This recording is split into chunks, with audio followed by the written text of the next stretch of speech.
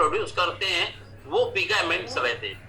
लेकिन यहाँ पर जो डर्मिस है इसके अंदर में क्या रहेगा, स्वेट ग्लैंड्स भी रहेंगे, हेयर फॉलिकल्स भी रहेंगे। उसके बाद आता है हमारा हाइपोडर्मिस, यानी उसको बोलते हैं हम सबक्यूटेनियस टिश्यूज बोलते हैं, जो हमारा काय से बना हो रहता है, फैट से बना रहता है, कनेक्टिव टिश्यू से बना रहता है और बहुत बड़े लार्ज ब्लड वेसल से बना हुआ रहता है। तो ये हो गया हमारे 3 पार्ट, किस हिसाब से वर्क करते हैं, किसको हमको हेल्दी रखना है।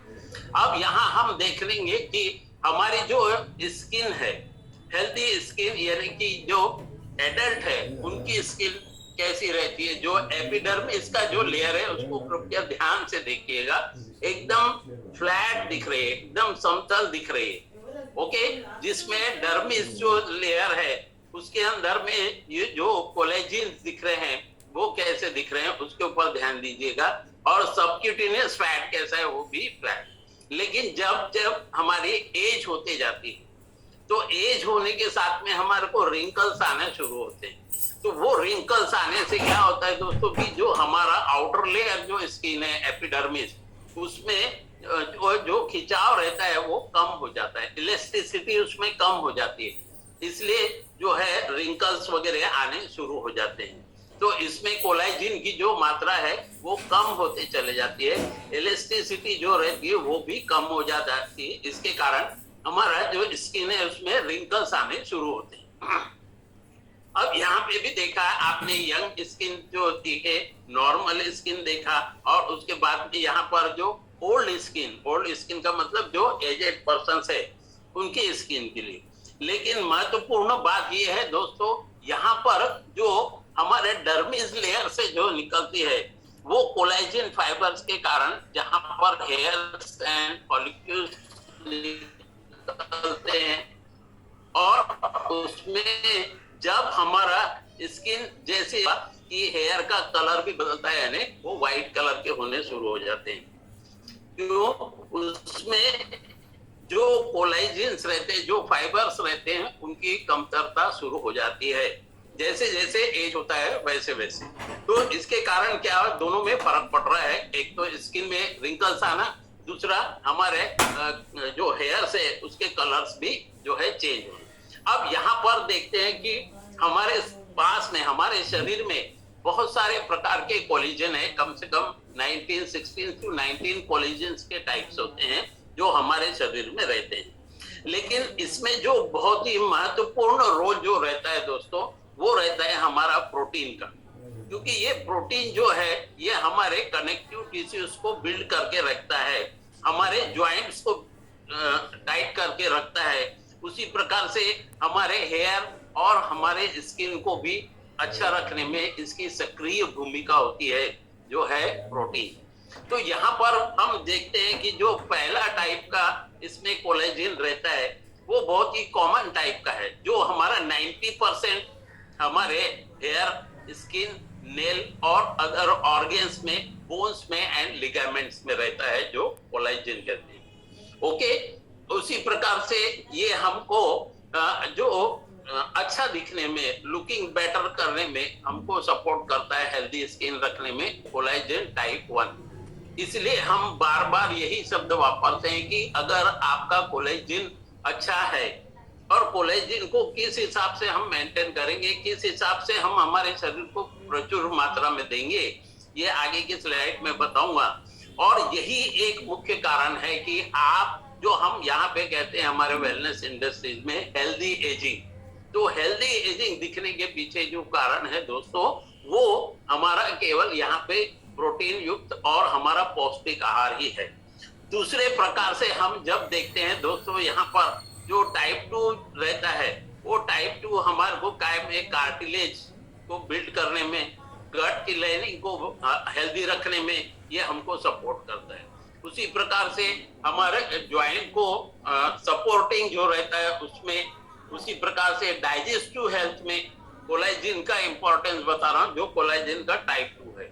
उसी प्रकार से हमारे इम्यून सिस्टम के फंक्शन को प्रमोट करने में भी इसकी सक्रिय भूमिका रहती है। उसी प्रकार से यहाँ पर हम देखते हैं कि ये कहाँ मिलता है, तो खास करके हम जो नॉन वेजिटेरियन है वो हमको देखने में आता है कि चिकन में जो है वो काफी मात्रा में प्रोटीन रहता है, लेकिन दोस्तों उसके साथ में फैट भी रहता है, ये कभी ना भूलिएगा। तो हमको ऐसे सोर्सेस देखना पड़ेगा जिसमें प्रचुर मात्रा में प्रोटीन और कोलेजन मिल सके, लेकिन वो हमारे को दूसरे चीज हमको ना देखे, जैसे कि फैट वगैरह ना दे सके। थर्ड टाइप में हम देखते हैं दोस्तों, यहाँ पे जो हमारा टाइप 1 का जो कोलेजन है वो ज्यादा सक्रिय रहता है। उसी प्रकार से हमारे बोन्स और टीथ को भी ये सपोर्ट करता है हेल्दी रखने में। उसी प्रकार से टाइप 5th एंड 10th यानी इस प्रकार के अलग अलग टाइप के जो कोलेजन्स है वो ही हमारे शरीर के स्किन को बेटर रखने में हमारी मदद करते हैं, और उसमें सक्रियता की जो भूमिका रहती है वो हमारे प्रोटीन की रहती है। तो यहाँ देखिए दोस्तों 28 टाइप्स के अलग अलग कोलेजन है, जिसमें 16 17 जो बताया था मैंने वो इंपॉर्टेंट कोलेजन कहलाते, जो हर पार्ट के लिए अलग अलग रूप से उनकी सक्रियता रहती है, उनकी वर्किंग रहती है। उसी प्रकार से यहाँ पे जो टाइप 1 जो कोलेजन रहता है वो सबसे ज्यादा महत्वपूर्ण रहता है, जो 80 to 90% हमारे को कोलेजन बनाता है, वो बहुत ही इंपॉर्टेंट है। अब टाइप 1 कोलेजन कहाँ रहता है? स्किन्स में, टेंडन्स में, बोन्स में, कार्टिलेजेस में, और जो हमारे कनेक्टिव टिश्यूज रहते हैं और टीथ में, इसमें प्रचुर मात्रा में कोलेजन टाइप 1 रहता है। यहाँ पर हम देख सकते हैं कि जैसे 90% जो रहता है हमारे जो आईज है, आईज में ये जो सफेद सफेद जो भाग दिख रहा है ना दोस्तों, वो है हमारा टाइप 1 कोलेजन। उसी प्रकार से 80% हमारे टेंडन्स में रहता है, 70 to 80% स्किन में रहता है, 60% कार्टिलेज में रहता है, 30% बोन्स में, और 1 to 10% मसल मास में रहता है हमारा टाइप 1 कोलेजन। उसी प्रकार से टाइप 2 हमारा कहाँ रहता है? 60% कार्टिलेज में रहता है, और टाइप 3 रहता है हमारा मसल मास में। तो इसको बरकरार रखना हमारी अपनी नैतिक जिम्मेदारी होती है। तो यहाँ पर देखिए कि स्किन की लेयर कैसे कैसे चेंज हो रही है।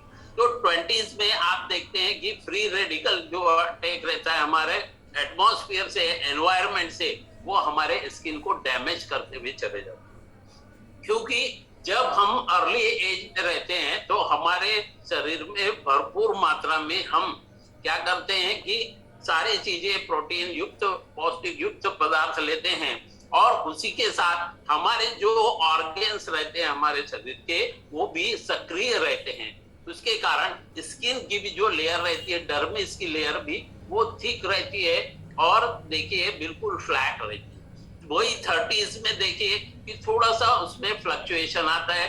क्यों फ्लक्चुएशन आता है? क्योंकि उसके कोलेजन फाइबर से वो धीरे धीरे कम होते हैं, जिसमें वस्कुलर जो टिश्यूज रहते हैं वो भी बैंड होना शुरू होते हैं। तो उसका असर हमारे स्किन पे दिखना शुरू होता है आफ्टर 30s। 40s में देखिए कैसा है, इसका जो यह है कोलेजन जो फाइबर है बहुत कम हो जाते हैं, और 50s प्लस में देखिए कि एकदम ही इसका शेप बदल गया है। तो यहाँ पर एकदम ही कोलेजन के जो फाइबर से एकदम ज्यादा ही रिड्यूस हो गए, बहुत ही कम हो गए, और इन कम होने के कारण ही हमारे चेहरे पे जो रिंकल्स है, झुर्रियां हैं, वो सारी चीजें दिखाई देती है। यहाँ पर हम देखना चाहेंगे कि दोस्तों कि ऐसे क्या हमारे पॉइंट से जो कोलेजन को हमारे लिए बूस्ट करता है हमारे शरीर के लिए। पहला तो सबसे पहला ये हमको क्या बूस्ट करता है दोस्तों, हमारे स्किन और हेयर को अच्छा रखता है। उसी प्रकार से हमारे जॉइंट्स को रिपेयर करता है, कोलेजन का महत्व समझा रहा हूँ। उसी प्रकार से हमारा अगर लीकी गट है तो उसको भी प्रोटेक्ट करने में ये हम यानी सुधारने में ये सक्रिय भूमिका अदा करता है। हमारे मेटाबॉलिज्म को बूस्ट करता है, हमको जो हमारे टीथ और नेल्स है उनको अच्छा रखने में, स्ट्रॉन्ग रखने में इसकी सक्रियता रहती है, और हमारे शरीर को डिटॉक्स करने में, डिटॉक्सिफिकेशन करने में भी कोलेजन का महत्वपूर्ण रोल है। उसी प्रकार से जो हमारा सेल्यूलाइट्स रहता है, जो स्ट्रेच मार्क्स रहता है, उसको प्रोड्यूस करने के लिए भी कोलेजन बहुत ही उपयुक्त होता है।